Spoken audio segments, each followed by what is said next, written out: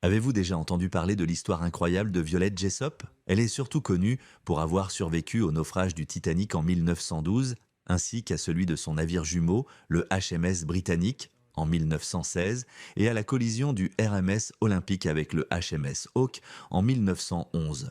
C'est pour cela que Violette a été surnommée la reine des naufrages. Violette est née en 1887 en Argentine.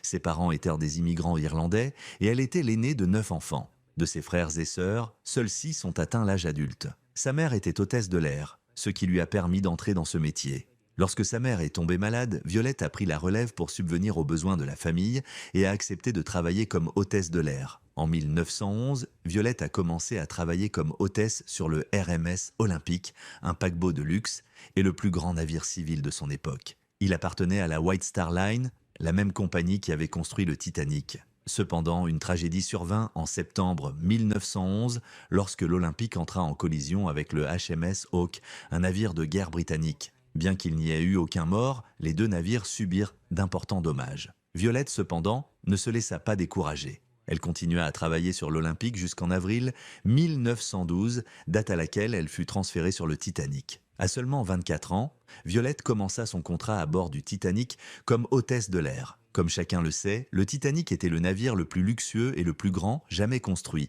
surnommé le navire insubmersible. Cependant, 4 jours seulement après son voyage inaugural, le Titanic heurta un iceberg et coula en environ 2 heures et demie. Violette écrivit plus tard dans ses mémoires qu'on lui avait ordonné de monter sur le pont et de servir d'exemple aux passagers non anglophones, désorientés et incertains. On lui ordonna de monter à bord du canot de sauvetage 16 et alors que le canot était mis à l'eau, un officier lui confia un bébé. Le lendemain matin, Violette et les autres survivants furent secourus par le RMS Carpathia. À bord, une femme courut soudain vers Violette, attrapa le bébé et s'enfuit. Violette pensa qu'il s'agissait de la mère de l'enfant. Mais à ce jour, nous ne saurons jamais vraiment si c'était le cas.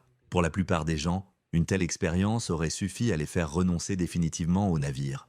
Mais pour Violette, ce n'était que le début. Pendant la Première Guerre mondiale, Violette travailla sur le Britannic, le navire jumeau du Titanic, transformé en navire-hôpital. En novembre 1916, la tragédie frappa à nouveau. Le Britannic heurta une mine sous-marine, probablement laissée par les forces allemandes. Pourtant, fait remarquable, Violette survécut une fois de plus.